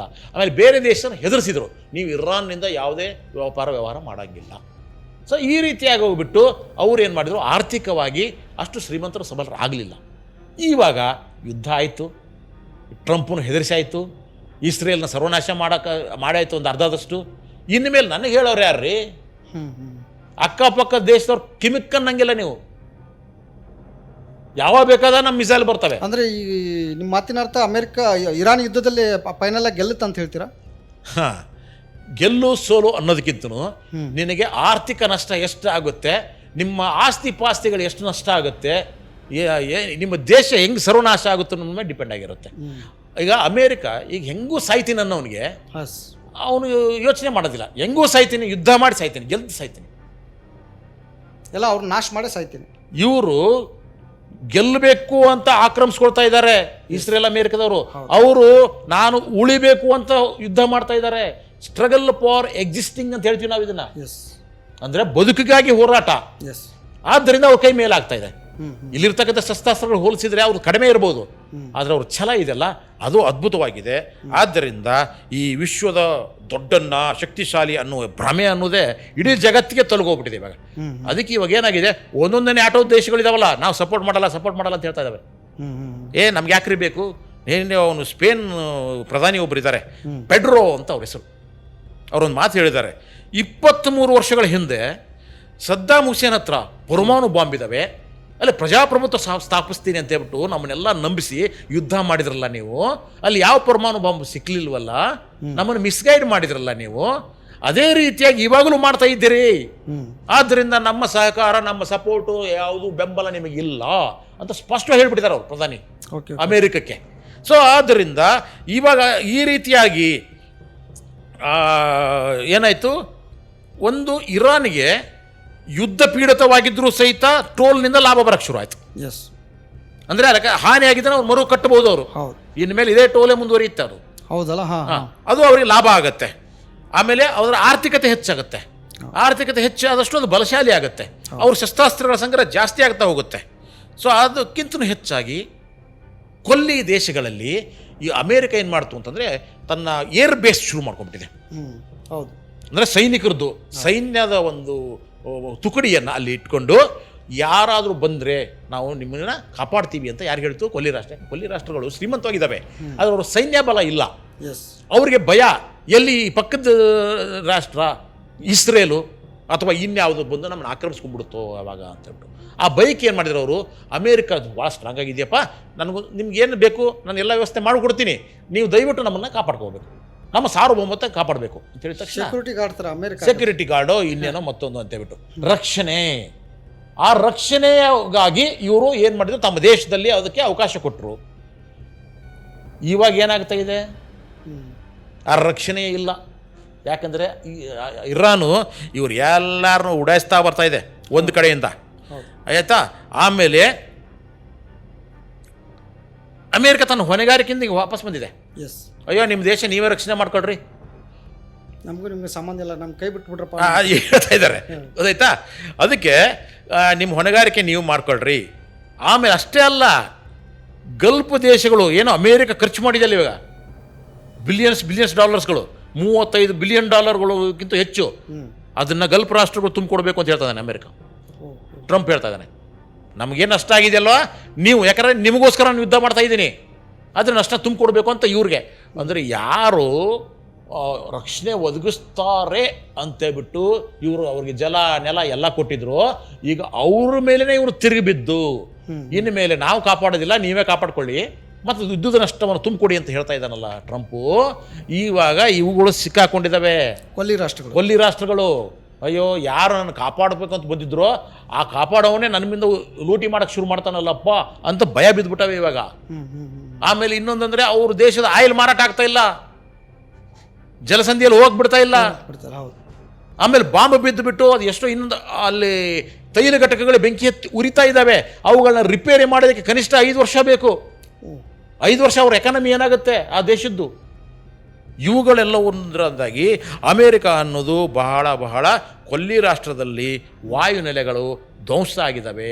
ಇನ್ಮೇಲೆ ಇವಾಗ ಇರಾನು ಒಂದು ಕಂಡೀಷನ್ ಆಗ್ತಾ ಇದೆ, ಏನು ಅಂತಂದರೆ ಇನ್ಮೇಲೆ ಸೀಸ್ ಫೈರ್ ಆಗಬೇಕು ಅಂತಂದರೆ, ಅಂದರೆ ಕದನ ವಿರಾಮ ಆಗಬೇಕು ಅಂತಂದರೆ ಇಲ್ಲಿ ಇರ್ತಕ್ಕಂಥ ಯಾವುದೇ ಕೊಲ್ಲಿ ರಾಷ್ಟ್ರಗಳಲ್ಲಿ ನಿಮ್ಮ ಸೇನಾ ನೆಲೆಗಳು ಇರಕೂಡ್ದು. ಯಾಕಂದ್ರೆ ನಮಗೆ ಥ್ರೆಟ್ ಇದೆ ಅದರಿಂದ ಇರಕೂಡ್ದು ಅಂತ ಅದು ಹೇಳ್ತಾ ಇದೆ. ಅದನ್ನು ಒಪ್ಪಿದರೆ ಕದನ ವಿರಾಮ ಮಾಡ್ಕೊತೀನಿ, ನಮ್ಮ ನಷ್ಟ ತುಂಬಿಕೊಡ್ಬೇಕು ನೀವು ಅಂದರೆ ನಾವು ಕದನ ವಿರಾಮ ಮಾಡ್ಕೊಳ್ತೀವಿ. ಇನ್ನು ಮುಂದೆ ಯಾವತ್ತೂ ಯುದ್ಧ ಮಾಡೋದಿಲ್ಲ ಅಂತ ಹೇಳ್ಬಿಟ್ಟು ನೀವು ನನಗೆ ಬರ್ಕೊಡ್ಬೇಕು. ಈ ಥರ ಕಂಡೀಷನ್ನು 3 ಕಂಡೀಷನ್. ಒಂದು ನಷ್ಟ ತುಂಬಿಕೊಡ್ಬೇಕು. ಇವ್ರ ಕಂಡೀಷನ್ ಆಗ್ತಾ ಇಲ್ಲ ಇವಾಗ. ಅದೇ ಈಗ ಇರಾನ್ ಕಂಡೀಷನ್ ಆಗ್ತಾ ಇದೆ. ಇವ್ರ ಕಂಡೀಷನ್ ನಿಮ್ಮ ಕಂಡೀಷನ್ ನಾವು ಒಪ್ಪಲ್ಲ, ನನ್ನ ಷರತ್ತುಗಳನ್ನೇ ನೀನು ಒಪ್ಪಬೇಕು ಅಂತ ಹೇಳ್ತಾ ಇದೆ. ಸೊ ಅದಕ್ಕಿಂತ ಹೆಚ್ಚಾಗಿ ಅಮೇರಿಕದಲ್ಲಿ ಭಾರಿ ವಿರೋಧ ಬರ್ತಾ ಇದೆ. 50 ಲಕ್ಷ ಜನ ಅಲ್ಲಿರುವ ಪ್ರತಿಯೊಂದು ಪ್ರಾಂತ್ಯದಲ್ಲೂ ಸಹಿತ ಬೀದಿಗಿಳಿದಿದ್ದಾರೆ. ನೋ ಕಿಂಗ್, ನನಗೆ ರಾಜರು ಬೇಕಾಗಿಲ್ಲ ಅಂದರೆ ಸರ್ವಾಧಿಕಾರಿಗಳು ಬೇಕಾಗಿಲ್ಲ ಅಂತ ಹೇಳ್ತಾ ಇದ್ದಾವೆ. ಸೊ ಅದು ಅಮೇರಿಕಕ್ಕೆ ಅದಾವುದು ಟ್ರಂಪ್ಗೆ ಭಾರಿ ಹಿನ್ನಡೆ ಆಗಿಬಿಟ್ಟಿದೆ. ಸಿಕ್ಕಾಪಟ್ಟೆ ಹಿನ್ನಡೆ ಆಗಿದ್ದರಿಂದ ಟ್ರಂಪ್ ಏನು ಹೇಳ್ತಾ ಇದ್ದಾನೆ, ಇವಾಗ ಯೂ ಟರ್ನ್ ಹೊಡಿತಾ ಇದ್ದಾನೆ. ಆಮೇಲೆ ಅಲ್ಲಿರ್ತಕ್ಕಂಥ ವಿರೋಧ ಪಕ್ಷದವರು ಡೆಮೊಕ್ರೆಟಿಕ್ ಅವರು ಏನು ಹೇಳ್ತಾ ಇದ್ದಾರೆ, ಅಮೇರಿಕ ಸೋತಿದೆ, ಅಮೇರಿಕ ಕೆಟ್ಟದಾಗಿ ಸೋತಿದೆ ಅಂತ ಹೇಳ್ತಾ ಇದ್ದಾರೆ. ಅಂದರೆ ವಿರೋಧ ಪಕ್ಷದವರು ವಿರುದ್ಧವಾಗಿದ್ದಾರೆ, ಅಲ್ಲಿರ್ತಕ್ಕಂಥ ನಾಗರಿಕರು ವಿರುದ್ಧವಾಗಿದ್ದಾರೆ. ಇವರು ಶಸ್ತ್ರಾಸ್ತ್ರಗಳ ಸಂಗ್ರಹ ಮುಗಿತಾ ಇದೆ, ಬಿಲಿಯನ್ಸ್ ನಷ್ಟ ಆಗ್ತಾ ಇದೆ. ಇಷ್ಟೆಲ್ಲ ಆದರೂ ಸಹಿತ ನಾವು ಯಾವ ಉದ್ದೇಶಕ್ಕೆ ನಾವು ಅಲ್ಲಿ ಹೋಗಿ ಯುದ್ಧ ಮಾಡಿದೀವೋ ಅವು ಯಾವ ಈಡೇರ್ತಾ ಇಲ್ಲ. ಅಮೇರಿಕಕ್ಕೆ ಇರಾನಿಗೆ ಹೆಚ್ಚು ಉಪಯೋಗ ಆಗ್ತಾ ಇದೆ ಅದರಿಂದಾಗಿ. ಸೊ ಈ ಇಸ್ರೇಲ್ ದರಿದ್ರ ನಮಗಂದು ಇದ್ರ ಮಾತು ಕೇಳ್ಕೊಂಡ್ಬಿಟ್ಟು ನಾವು ಹಾಳಾದೀವಲ್ಲಪ್ಪ ಅಂತ ಲಬೋ ಅಂತ ಇದ್ದಾನೆ. ಯಾರು? ಟ್ರಂಪ್. ಆಯ್ತಾ, ಟ್ರಂಪ್. ಅದಕ್ಕೆ ಈಗ ಏನು ಮಾಡಿದ್ದಾನೆ, ಯೂ ಟರ್ನ್ ಹೊಡಿತಾ ಇದ್ದಾನೆ ಸಾವಕಾಶವಾಗಿ. ಹೆಂಗೆ ಯೂ ಟರ್ನ್ ಹೊಡಿತಾ ಇದ್ದಾನೆ ಅಂತಂದರೆ, ಅಪ್ಪ ಆ ಇರಾನ್ದವರು ಜಲಸಂಧಿ ಇದೆ ಅಲ್ವಾ ಹರ್ಮುಜು, ಅದನ್ನು ಬೇಕಾದ್ರೆ ಬಂದ್ ಮಾಡ್ಕೊತಿದ್ರೆ ಏನಾದರೂ ಮಾಡ್ಕೊಳ್ಳಿ, ಅವ್ರು ಮುಚ್ಚಿದ್ರೆ ಮುಚ್ಕೊಳ್ಳಿ, ಏನಾದರೂ ಮಾಡ್ಕೊಳ್ಳಿ. ಅಮೇರಿಕ ಇದೆ ಅಲ್ವಾ, ನಮ್ಮ ಸೇನಾ ಕಾರ್ಯಾಚರಣೆ ನಾವು ನಿಲ್ಲಿಸ್ಬಿಡ್ತೀವಿ. ವಾಷಿಂಗ್ಟನ್ ಪೋಸ್ಟಲ್ಲಿ ಇದು ರಿಪೋರ್ಟ್ ಆಗಿದೆ ಕಂಪ್ಲೀಟ್ ಆಗಿ. ಸೊ ಈ ರೀತಿ ಹೇಳ್ತಾನೆ. ಆದ್ರೆ ಟ್ರಂಪ್ನ ಯಾರು ನಂಬಕ್ಕೆ ರೆಡಿ ಇಲ್ಲ. ಅವನು ತಾಸಿಗೊಂದು ಮಾತಾಡ್ತಾನೆ, ದಿನಕ್ಕೊಂದು ಮಾತಾಡ್ತಾನೆ, ಹೇಳೋದೊಂದು ಮಾಡೋದು. ಇಲ್ಲಿ ಕದನ ವಿರಾಮದ ಮಾತಾಡ್ತಾನೆ, ಅಲ್ಲಿ ದಾಳಿ ಮಾಡ್ತಾನೆ. ಆಯ್ತಾ. ಆಮೇಲೆ ಇವಾಗ ಏನು ಹೇಳಿದಾನೆ ಬೇರೆ ಎಲ್ಲ ದೇಶಕ್ಕೂ ಗೊತ್ತಾ ನಿಮಗೆ, ನೋಡ್ರಪ್ಪ ಇನ್ನು ಮೇಲೆ ನಿಮ್ಮ ತೈಲದ ವ್ಯವಸ್ಥೆಯನ್ನು ನೀವೇ ಮಾಡ್ಕೊಳ್ರಿ. ಆ ಥರ ಪರಿಸ್ಥಿತಿ ಬಂದರೆ ಅಮೇರಿಕದವ್ರು ಇದೀವಲ್ಲ, ನಾವು ಬೇಕಾದ್ರೆ ನಮ್ಮ ಹತ್ರ ತೈಲ ಬೇಕಾದಷ್ಟಿದೆ, ನಾವು ಸಪ್ಲೈ ಮಾಡ್ತೀವಿ, ನಿಮ್ಮ ಇದು ವ್ಯವಸ್ಥೆ, ನಿಮ್ಮ ಹೊಣೆಗಾರಿಕೆ ನಿಮಗೆ, ನಮ್ಮ ತಲೆ ಮೇಲೆ ಬೀಳಬೇಡ್ರಿ ಅಂತ ಎಲ್ಲ ಮಿತ್ರ ರಾಷ್ಟ್ರಕ್ಕೆ ಎಚ್ಚರಿಕೆ ಕೊಟ್ಟಿದ್ದಾನೆ. ಏನು ನ್ಯಾಟೋ ಗೀಟೋ ದೇಶಗಳಿದಾವಲ್ಲ ಮಿತ್ರ ರಾಷ್ಟ್ರಗಳು, ನ್ಯಾಟೋ ದೇಶಗಳು ಅವ್ರಿಗೆ ಅಮೆರಿಕಕ್ಕೆ ಸಪೋರ್ಟ್ ಮಾಡ್ತಿಲ್ಲ ಅನ್ಸುತ್ತೆ. ನ್ಯಾಟೋ ದೇಶಗಳು ಮೊದಲಿಂದನೂ ಸಪೋರ್ಟ್ ಮಾಡ್ತಾ ಇಲ್ಲ. ಯಾಕೆಂತಂದ್ರೆ ಅರೆ ನೀನು ಶುರು ಮಾಡಿದ್ದಪ್ಪ, ನಮ್ಮ ದೇಶ ಕೇಳಿದ್ಯಾ ನೀನು? ಇಲ್ವಲ್ಲ.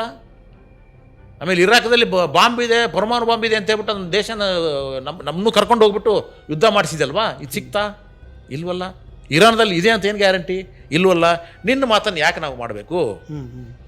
ಈ ಪ್ರಾಕ್ಷಿ ಗುಂಪುಗಳಿದ್ದಾವಲ್ಲ, ಅವುಗಳದ್ದೇನು ಪಾತ್ರ? ಅವು ಇರಾನನ್ನು ನಾವು ರಕ್ಷಣೆ ಮಾಡ್ತೀವಿ, ಇರಾನ್ ಪರವಾಗಿದ್ದೀವಿ ಅಂತ ಹೇಳ್ಕೊಂಡೇ ಬಂದಿದ್ದಾವೆ ಮತ್ತು ಅಲ್ಲೆಲ್ಲ ಫೈಟ್ ಮಾಡ್ತಾನೆ ಇದ್ದಾವೆ. ಈಗ ಲೆಬನಾನ್ ಎಲ್ಲ ಏನಾಗಿದೆ, ಇರಾನ್ ಪರವಾಗಿ, ಯಾಕಂದ್ರೆ ಇರಾನು ಅವರಿಗೆ ಶಸ್ತ್ರಾಸ್ತ್ರಗಳನ್ನು ಕೊಟ್ಟು ಯುದ್ಧ ತರಬೇತಿಯನ್ನು ಕೊಟ್ಟು ಅವರೆಲ್ಲರನ್ನೂ ಇಲ್ಲಿವರೆಗೂ ಸಾಕೊಂಡಿದೆ.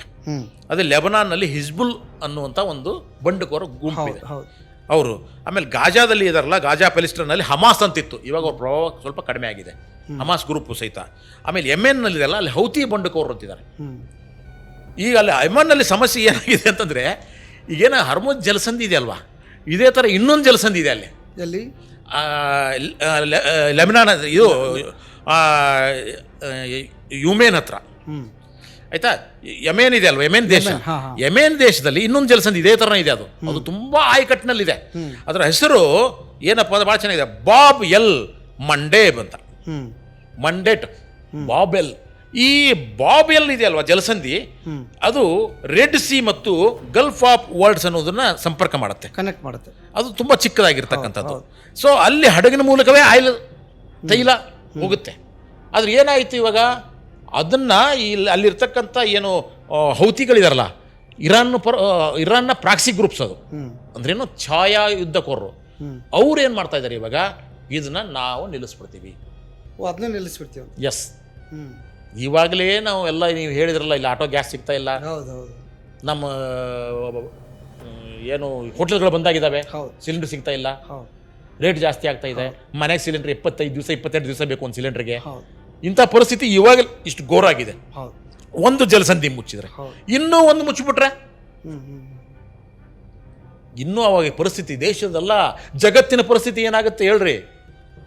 ಸೊ ಇಂಥ ಸಂದರ್ಭದಲ್ಲಿ ಇವೇನು ಪ್ರಾಕ್ಸಿ ಇದಾವಲ್ಲ, ಪ್ರಾಕ್ಸಿ ಗ್ರೂಪ್ಸ್ಗಳು, ಅವುಗಳು ಏನು ಮಾಡ್ತವೆ, ಇರಾಕಿನಲ್ಲಿ ಶಿಯಾ ಮಿಲಿಟೆಂಟ್ಸ್ಗಳಿದ್ದಾರೆ, ಇವರೆಲ್ಲರೂ ಏನು ಮಾಡ್ತಾ ಇದ್ದಾರೆ, ಇರಾನಿ ಸಪೋರ್ಟಿವ್ ಆಗಿದ್ದಾರೆ. ಸೊ ಇರಾನ್ ಇವಾಗ ಏನು ಮಾಡ್ತಾ ಇದೆ, ಆ ಏನದು ಬಾಬೆಲ್ ಜಲಸಂಧಿ ಇದೆಯಲ್ಲ ಅದನ್ನು ನಾನು ಬಂದ್ ಮಾಡಿಸ್ತೀನಿ ಅಂತ ಹೇಳ್ತಾ ಇದೆ. ಹಾರ್ಮೋಸ್ ಅಲ್ಲದೆ ಅದನ್ನು ಬಂದ್ ಮಾಡಿಸಿದರೆ ಇಡೀ ಜಗತ್ತಿಗೆ ಕಂಟಕ ಆಗುತ್ತೆ.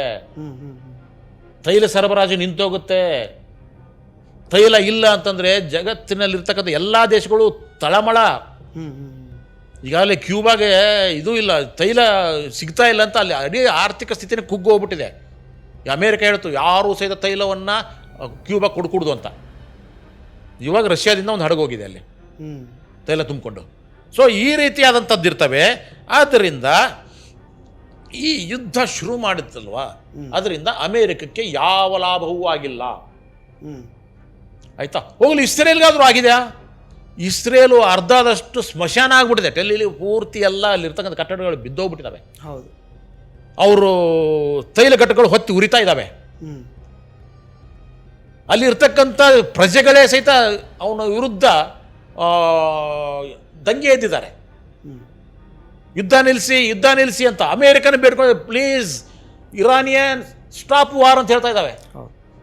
ಅಂದರೆ ಎಲ್ಲ ಪ್ರಜೆಗಳನ್ನ ವಿರೋಧ ಕಟ್ಟಿಕೊಂಡು ಈ ಬೆಂಜಿಮಿನ್ ಅಂತಕ್ಕಂಥ ಒಬ್ಬ ಅವಿವೇಕಿ ಇವಾಗಲೂ ಸಹಿತ ಯುದ್ಧೋನ್ಮಾದದಲ್ಲೇ ಇದ್ದಾನೆ. ಇನ್ನೂ ಇವಾಗ ಅಲ್ಲಿರ್ತಕ್ಕಂಥದ್ದು ಏನೋ ದೊಡ್ಡ ಅಪಾಯಕಾರಿ ಏನು ಅಂದರೆ, ಇಸ್ರೇಲ್ನಲ್ಲಿ ಪರಮಾಣು ಬಾಂಬ್ ಇದ್ದಾವೆ. ಆ ಪರಮಾಣು ಬಾಂಬ್ ಘಟಕಗಳಿದಾವಲ್ಲ, ಪರಮಾಣು ಬಾಂಬ್ ಘಟಕದ ಮೇಲೆ ಏನಾದರೂ ಇರಾನು ಬಾಂಬ್ ಹಾಕ್ತು ಅಂತ ತಿಳ್ಕೊಳ್ರಿ, ಅಲ್ಲಿರ್ತಕ್ಕಂಥ ಪರಮಾಣು ಇದೆ ಅಲ್ವಾ, ಅದು ಸ್ಫೋಟ ಆಗುತ್ತೆ. ಸ್ಫೋಟ ಆದರೆ ಇಡೀ ಬರೀ ಇಸ್ರೇಲ್ ಮಾತ್ರ ಅಲ್ಲ, ಅಲ್ಲಿ ಅಕ್ಕಪಕ್ಕ ಇರೋದು ಎಲ್ಲದಕ್ಕೂ, ಇಲ್ಲಿ ಭೂಪಾಲಲ್ಲಿ ಏನಾಯ್ತಲ್ವಾ ಆ ರೀತಿಯಾದಂಥ ದೊಡ್ಡ ನರಹತ್ಯೆ ಕಂಡಾಗುತ್ತೆ. ಇದು ಗೊತ್ತಿದ್ದೇ ಏನು ಮಾಡಿದ್ರು ಇರಾನ್ನವರು, ಅದನ್ನು ಬಿಟ್ಟು ಒಂದು 30 ಕಿಲೋಮೀಟರ್ ದೂರದಲ್ಲಿ ಹೋಗ್ಬಿಟ್ಟು ಹಾಕಿದ್ರು ಬಾಂಬು, ಯಾವುದೋ ನಗರ ಪ್ರದೇಶದಲ್ಲಿ. ಆಮೇಲೆ ವಾರ್ನಿಂಗ್ ಕೊಟ್ಟರು, ನೋಡಿದ್ರಾ ನಿಮ್ಮ ಏನು ಮಿಸೈಲ್ ತಡೆಯುವಂಥ ಶಕ್ತಿ ಇದೆಯಲ್ಲ, ರಡಾರ್ಗಳಿದಾವಲ್ಲ, ಅವುಗಳನ್ನು ತಪ್ಪಿಸಿ ನಾನು ಬಾಂಬ್ ಹಾಕಬಲ್ಲೆ.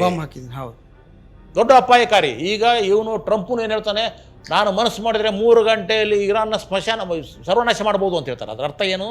ಪರಮಾಣು ಬಾಂಬ್ ಹಾಕ್ತೀನಿ ಅಂತ. ಆಯಿತಾ, ಪರಮಾಣು ಬಾಂಬ್ ಹಾಕಿದರೆ ಇವನು ಇರಾನ್ ಮೇಲೆ ಹಾಕ್ತಾನೆ, ಅಲ್ಲಿರ್ತಕ್ಕಂಥ ನಾರ್ತ್ ಕೊರಿಯಾದವನು ಅಮೇರಿಕ ಮೇಲೆ ಹಾಕ್ತಾನೆ, ಇನ್ನೊಬ್ಬನು ಇಸ್ರೇಲ್ ಮೇಲೆ ಹಾಕ್ತಾನೆ, ರಷ್ಯಾದವನು. 3ನೇ ವಿಶ್ವಯುದ್ಧ ಶುರು ಆಗುತ್ತೆ. ಅರ್ಧದಷ್ಟು ವಿಶ್ವದಲ್ಲಿರ್ತಕ್ಕಂಥ ದೇಶಗಳು ಬರ್ಬಾದಾಗ್ತವೆ. ಇಡೀ ಮನುಕುಲವೇ ಸರ್ವನಾಶ ಆಗುತ್ತೆ. ಈ ಯುದ್ಧ ದಾಹಿಗಳಿಂದ ಮಾನವೀಯತೆಗೆ ಬಹಳ ಬಹಳ ದೊಡ್ಡ ಅಪಾಯಕಾರಿ. ಒಂದು ಆಶಾದಾಯಕ ಬೆಳವಣಿಗೆ ಅಂತಂದರೆ, ಅಮೇರಿಕನ್ ಪ್ರಜೆಗಳಿದಾರಲ್ಲ, ಅವರು ಯುದ್ಧವನ್ನು ವಿರೋಧಿಸಿ ದೊಡ್ಡ ಮಟ್ಟದಲ್ಲಿ ಹೋರಾಟವನ್ನು ಮಾಡ್ತಾ ಇದ್ದಾರೆ. ಬಹುಶಃ ಅದಕ್ಕಾಗಿಯೇ ಟ್ರಂಪ್ ಅವರು ಈ ಯುದ್ಧದಿಂದ ಒಂಥರ ಬೆನ್ನು ತೋರಿಸಿ ಓಡೋ ಕೆಲಸ ಮಾಡ್ತಾ ಇದ್ದಾರೆ ಅಂತ ಅನ್ಸುತ್ತೆ. ಅವನು ಸ್ವಲ್ಪ ತಿಕ್ಕಲಾಸಾಮಿ. ಹೌದು, ಈ ಹಿಂದೆ 70 ಲಕ್ಷ ಜನ ಬೀದಿಗಿಳಿದು ಹೋರಾಟ ಮಾಡಿದರು. ಹೌದು, ಆವಾಗಲೂ ಅವ್ನು ಡೋಂಟ್ ಕೇರ್ ಅವನು. ಆಯಿತಾ, ಇವಾಗ 50 ಲಕ್ಷ ಜನ ಹೇಳಿದ್ದಾರೆ. ನಾನು ಹೇಳ್ತಾ ಇರೋದು, ಇದೇ ಅಮೇರಿಕದಲ್ಲಿ ಇರ್ತಕ್ಕಂಥವ್ರೆ ಅವನಿಗೆ ಓಟ್ ಹಾಕ್ಬಿಟ್ಟು ಅವನು ತಂದಿದ್ದಲ್ಲಪ್ಪ. ಅವನೊಬ್ಬ ಹಿಂದ್ಗಡೆ 5 ವರ್ಷ ಇದ್ದಾಗ ತಿಕ್ಲು ಅಂತ ಗೊತ್ತಿತ್ತಲ್ಲ ನಿಮಗೆ. ಇವಾಗ ಏನಾಯಿತು, ಮತ್ತೆ ಅವನನ್ನು ಆಯ್ಕೆ ಮಾಡಿದ್ರಿ. ಆಯ್ಕೆ ಮಾಡಿದ್ರೆ ಅನುಭವಿಸಿ. ನಿಮ್ಮ ದೇಶ ಆರ್ಥಿಕವಾಗಿ ನಷ್ಟ ಆಗ್ತಾ ಇದೆ. ನಿಮ್ಮ ದೇಶದ ಸೈನಿಕರು ಅಲ್ಲಿ ಹತ್ಯೆ ಆಗಿಬಿಟ್ಟು ವಾಪಸ್ ಬರ್ತಾ ಇದ್ದಾರೆ ಹೆಣವಾಗಿ.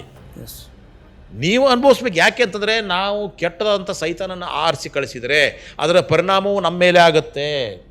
ಅದನ್ನು ಭಾರತವು ಈಗಾಗಲೇ ಎಕ್ಸ್ಪೀರಿಯನ್ಸ್ ಮಾಡ್ತಾ ಇದೆ. ಆದ್ದರಿಂದ ನೀವು ಯಾವ ರೀತಿಯಾದಂಥ ವ್ಯಕ್ತಿಯನ್ನು ಆರಿಸಿ ಕಳಿಸ್ತೀರಂತ ಒಂದು. ಎರಡನೇದು, ಅಮೇರಿಕ ಅನ್ನೋದೇ ಯುದ್ಧೋನ್ಮಾದಿ ದೇಶ. ಇವತ್ತಿನವರೆಗೂ ಅದು ದೇಶದ 40 ದೇಶದ ಮೇಲೆ ಯುದ್ಧ ಸಾರಿದೆ ಅದು. ಸೊ ಆದ್ದರಿಂದ ಇವನು ಸ್ವಲ್ಪ ಹೆಚ್ಚು ತಿಕ್ಕಲಾಗಿರೋದ್ರಿಂದ ಇನ್ನೂ ಅದನ್ನು ಮುಂದುವರ್ಸ್ಕೊಂಡು ಹೋಗ್ತಾ ಇದ್ದಾನೆ. ಯಾಕೆ ಇರಾನ್ ಮೇಲೆ ಭಾಳ ಸುಲಭವಾಗಿ ಯುದ್ಧ ಮಾಡಿ ಗೆಲ್ಲಬೇಕು ಅಂತ ಅಮೇರಿಕ ಅನ್ಕೊಳ್ತು.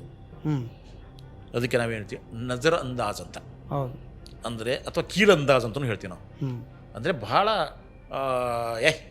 ಅದೇನ್ರಿ ಅದು ಚಿಕ್ಕ ದೇಶ, ಗುಡ್ಗಾಡು ಪ್ರದೇಶ, ಅವ್ರಿಗೇನು ಒಂದೆರಡು ಬಾಂಬ್ ಹಾಕಿದ್ರೆ ಮುಗಿದೋಯ್ತು ಅಂತ, ಬಡ ದೇಶ ಅಂತ. ಹೌದು, ಮುಗಿದೋಯ್ತು ಅದು. ಅವರು ಸುಪ್ರೀಂ ಲೀಡರ್ನ ಕೊಂದುಬಿಟ್ರೆ ಮುಗಿದೋಯ್ತು ಅಂತ ಅಂದ್ಕೊಂಡಿತ್ತು. ಆದರೆ ಆಗಲಿಲ್ಲ. ಯಾಕೆ ಅಂತಂದರೆ ಅಲ್ಲಿರ್ತಕ್ಕಂಥ ತಾಕತ್ತೇ ಬೇರೆ, ಅವ್ರ ಪ್ರಿಪ್ರೇಷನ್ ಬೇರೆ. ಆದ್ದರಿಂದ ಅಮೇರಿಕವನ್ನೇ ಸಹಿತ ಕೇರೆ ಮಾಡ್ತಾಯಿಲ್ಲ. ಇವರು ಷರತ್ತುಗಳನ್ನು ವಿಧಿಸುವ ಕೆಲಸವನ್ನು ಇರಾನ್ ಮಾಡುತ್ತೆ ಹೊರತಾಗಿ ಇವ್ರ ಷರತ್ತನ್ನು ಅದು ಒಪ್ಕೊಳ್ತಾ ಇಲ್ಲ. ನೀವು ಯಾರ್ರಿ ನನಗೆ ಹೇಳೋಕ್ಕೆ? ನಮ್ಮ ದೇಶ, ನಮ್ಮ ದೇಶದ ನಿರ್ಧಾರಗಳನ್ನ ನಾನು ತೊಗೊಳ್ತೀನಿ. ನೀನ್ಯಾವ್ರೇ ಅಷ್ಟು ದೂರ ಕೂತ್ಕೊಂಡು 3,000 ಕಿಲೋಮೀಟ್ರ್ 30,000 ಕಿಲೋಮೀಟ್ರ್ ಕೂತ್ಕೊಂಡು ಯಾಕೆ ಬಾಯ್ ಬಡ್ಕತ್ತೀಯ ನೀನು? ನನ್ನ ಹತ್ರ ಏಕೆ ಬರ್ತೀಯ ಅನ್ನುವಂಥದ್ದನ್ನ ಇವ್ರು ಹೇಳ್ತಾ ಇದ್ದಾರೆ, ಯಾರೋ ಇರಾನಿಯನ್ಸ್ಗಳು. ಆಮೇಲೆ ಇರಾನಿಯನ್ಸ್ಗಳಲ್ಲಿ ಈಗಾಗಲೇ ದೊಡ್ಡ ಆಕ್ರೋಶ ಮಡುಗಟ್ಟಿದೆ. ಯಾಕೆ ಅಂತಂದರೆ ಅವರು ಆರಾಧಿಸ್ತಕ್ಕಂಥ ಸುಪ್ರೀಂ ಲೀಡರ್ ಖೊಮೇನಿ ಅವರನ್ನು ಸಾಯಿಸುವ ಕೆಲಸವನ್ನು ಮಾಡಿದೆಯಲ್ಲಪ್ಪ ನೀನು. ಇವತ್ತವರೆಗೂ ಅವ್ರ ಹೆಣವನ್ನು ನಾವು ದಫನ್ ಮಾಡದೆ ಹಾಗೆ ಇಟ್ಕೊಂಡು ಕೂತ್ಕೊಂಡಿದ್ದೀವಿ. ಅದೊಂದು ರೀತಿ ಶಪಥದ ರೀತಿ, ಸಂಕಲ್ಪದ ರೀತಿಯಲ್ಲಿ. 2 ಕಾರಣ ಅದಕ್ಕೆ. ಯಾಕೆ ಅಂತಂದರೆ, ಒಂದು ಅವ್ರನ್ನ ಅಂತ್ಯಕ್ರಿಯೆ ಮಾಡೋಕ್ಕೆ ಶುರು ಮಾಡಿದರೆ ಎಲ್ಲ ಜನರು ಬೀದಿಗೆ ಬೀಳ್ತಾರೆ. ಅವಾಗೇನಾದ್ರು ಇವ್ರು ಬಾಂಬ್ ಹಾಕ್ಬಿಟ್ಟು ಎಷ್ಟು ಜನ ನರಹತ್ಯೆ ಮಾಡ್ಬೋದು. ಒಂದು. ಎರಡನೇದಂದರೆ ಅವರು ಅಲ್ಲಿರೋವರೆಗೂ ಜನರಿಗೊಂದು ಸ್ಫೂರ್ತಿ ಬರುತ್ತೆ, ಆಯಿತಾ, ಇನ್ನೂ ಹೋರಾಟದ ಮನೋಭಾವ ಬರುತ್ತೆ. ಆದ್ದರಿಂದ ಅದನ್ನು ಹಾಗೆ ಇಟ್ಕೊಂಡಿದ್ದಾರೆ. ಅದಕ್ಕೆ ನಾವು ಹೇಳ್ತಾ ಇರೋದು, ಯಾರನ್ನು ಸಹಿತ ನಜರ್ ಅಂಜಾರ್ ಮಾಡಿಕೊಡ್ದು. ಇವಾಗೂ ಸಹಿತ ನಿನ್ನೆ ಕುವೈತಿನ ಕಚ್ಚಾ ತೈಲಿನ ಹಡಗಿನ ಮೇಲೇ ಡ್ರೋನ್ ದಾಳಿ ಮಾಡಿದೆ ಇರಾನು. ಹಡಗು ಹತ್ತಿ ಉರಿತಾ ಇದೆ. ನಮ್ಮ ಪರ್ಮಿಷನ್ ಇಲ್ಲದೆ ನೀನು ಯಾಕೆ ಹೋಗ್ತೀಯ ಅಂತ. ಸೊ ಆ ರೀತಿಯಾದಂಥದ್ದು. ಆಮೇಲೆ ಇಸ್ರೇಲಿನ ಆಸ್ಪತ್ರೆ ಮೇಲೆ ಡ್ರೋನ್ ದಾಳಿ ಮಾಡಿದೆ. ಆ ಇರಾಕಿನ ವಿಮಾನ ನಿಲ್ದಾಣವನ್ನೇ ಭಸ್ಮ ಮಾಡಿದೆ. ಅದೇನು ಇರಾನ್ ಸುಮ್ಮನೆ ಇಲ್ಲ. ನೀವು ಇಸ್ರೇಲ್ ನೀವು 1 ಬಾಂಬ್ ಹಾಕ್ತೀರಾ, ನಾನು 4 ಬಾಂಬ್ ಹಾಕ್ತೀನಿ. ನೀವು 1 ಕಟ್ಟಡ ಬೀಳಿಸ್ತೀಯಾ, ಇಸ್ರೇಲಲ್ಲಿರ್ತಕ್ಕಂಥ 5 ಕಟ್ಟಡ ನಾನು ಬೀಳಿಸ್ತೀನಿ. ಆಯಿತಾ. ಇವ್ರದ್ದು ಏನು ಮಾಡ್ತಾಯಿದ್ದಾರೆ ಇವಾಗ, ಅಲ್ಲೊಂದು ದ್ವೀಪ ಇದೆ. ಆ ದ್ವೀಪ ಅಂದರೆ ಇಡೀ ಹೆಚ್ಚು ಆಯಿಲ್ ಉತ್ಪಾದನೆ ಮಾಡ್ತಕ್ಕಂಥ ದ್ವೀಪ. ಇವನು ಟ್ರಂಪು ಹೆದರಿಸ್ತಾ ಇದ್ದಾನೆ, ಆ ದ್ವೀಪದ ಮೇಲೇ ನಾನು ಬಾಂಬ್ ಹಾಕ್ಬಿಡ್ತೀನಿ, ನಿಮ್ಮ ಆರ್ಥಿಕ ಶಕ್ತಿಯನ್ನು ಹಾಳು ಮಾಡಿಬಿಡ್ತೀನಿ ಅಂತ ಹೇಳ್ಬಿಟ್ಟು. ಆಯಿತಾ. ಆಮೇಲೆ ಭೂಸೇನೆ, ನಮ್ಮ ಈಗಾಗಲೇ 40,000 ಜನ ಇದ್ರಲ್ಲ, ಈಗಾಗಲೇ ಇನ್ನೂ 17,000 ಜಾಸ್ತಿ ಮಾಡಿದ್ದಾರೆ. 57,000 ಜನ ಸೈನಿಕರಿದ್ದಾರೆ, ಅಮೇರಿಕ ಸೈನಿಕರದು. ಇನ್ನೂ 10,000 ಕಳಿಸ್ತಾರಂತೆ. ಆಯಿತಾ. ಭೂಸೇನೆ ನುಗ್ಗಿಸ್ಬಿಡ್ತೀನಿ. ಸರಿ, ಇರಾನ್ದು ಒಂದೇ ಮಾತು ಹೇಳ್ಬಿಟ್ರು, ಅಪ್ಪ ನಾವು ಕಾಯ್ತಾ ಇದ್ದೀವಿ, ನರಕಕ್ಕೆ ನಿಮಗೆ ಸ್ವಾಗತ, ಬನ್ನಿ ಎಲ್ಲರೂ ಕಳಿಸಿ, ಪ್ರತಿಯೊಬ್ಬರ ಹೆಣವನ್ನು ವಾಪಸ್ ನಿಮ್ಮ ಅಮೇರಿಕ ಕಳಿಸ್ಬಿಡ್ತೀವಿ.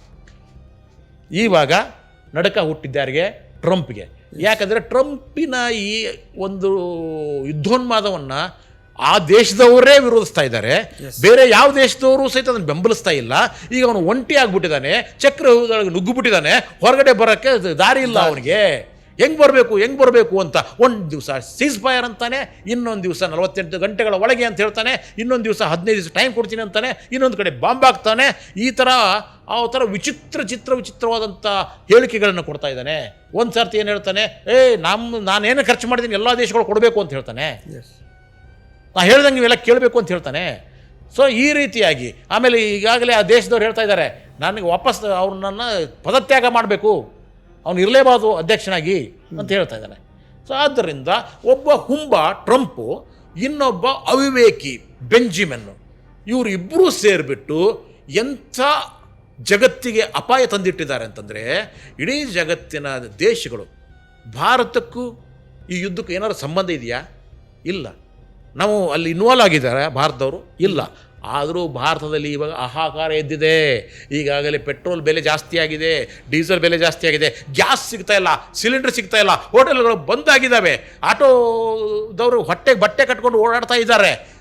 ಇನ್ನು ಮೇಲೆ ಸಾವಕಾಶ ಇನ್ನೂ ಏನಾದರೂ ಇದೇ ಯುದ್ಧ ಹೀಗೆ ಮುಂದುವರೆದೇ ಆದರೆ ಇಡೀ ದೇಶದ ಆರ್ಥಿಕ ಪರಿಸ್ಥಿತಿ ಕುಸಿದೋಗುತ್ತೆ. ಈಗಾಗಲೇ ಶೇರ್ ಮಾರ್ಕೆಟು ಬಿದ್ದೋಗಿದೆ, ಆರ್ಥಿಕತೆ ಈಗಾಗಲೇ ಪತನದ ಹಂತದಲ್ಲಿದೆ. ಸೊ ಇಂಥ ಸಂದರ್ಭದಲ್ಲಿ ಇಡೀ ದೇಶದ ಜನ, ಯಾಕೆಂದರೆ ನಿರುದ್ಯೋಗ ಜಾಸ್ತಿ ಆಗುತ್ತೆ, ಆ ದೇಶದಿಂದ ಬರ್ತಕ್ಕಂಥ ವಿದೇಶಿ ವಿನಿಮಯ ವ್ಯವಹಾರ ನಿಂತೋಗುತ್ತೆ, ಸರಬರಾಜು ಇಲ್ಲಿಂದ ಏನೇನೆಲ್ಲ ರಫ್ತಾಗ್ತಿತ್ತೋ ಅದೆಲ್ಲ ನಿಂತೋಗುತ್ತೆ.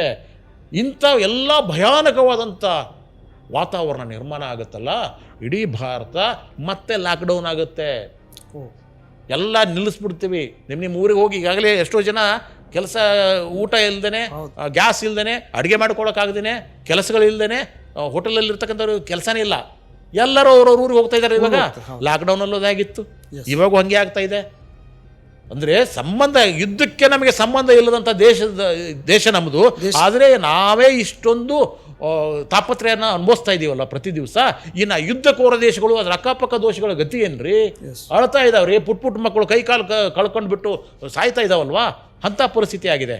ಅದಕ್ಕೆ ಭಾರತವು ಸಹಿತ ತಪ್ಪು ಮಾಡಿದೆ. ಭಾರತ ನಂಬ್ಕೊಂಡಿತ್ತು ಅಮೇರಿಕದ ಹಾಗೆ, ಇಸ್ರೇಲ್ನ ಹಾಗೆ, ಏನು ಅಂತಂದರೆ 4 ದಿವಸದಲ್ಲಿ ಯುದ್ಧ ಮುಗಿದೋಗುತ್ತೆ, ಆಮೇಲೆ ನಮಗೆ ತೊಂದರೆ ಆಗೋದಿಲ್ಲ ಅಂತ.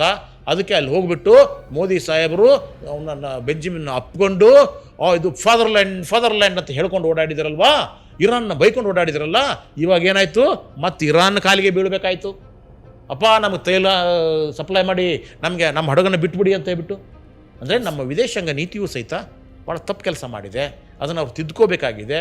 ಆದ್ದರಿಂದ ಆದರೂ ಸಹಿತ ಇರಾನಿಯನ್ ಮತ್ತು ಅಲ್ಲಿರ್ತಕ್ಕಂಥ ಏನು ಲೀಡರ್ಸ್ ಇದ್ದಾರೆ ಇವಾಗ, ಸುಪ್ರೀಂ ಲೀಡರ್ಸು, ಅವರಿಗೆ ಪ್ರತಿಯೊಬ್ಬ ಭಾರತೀಯನು ಧನ್ಯವಾದಗಳನ್ನು ಹೇಳಬೇಕು.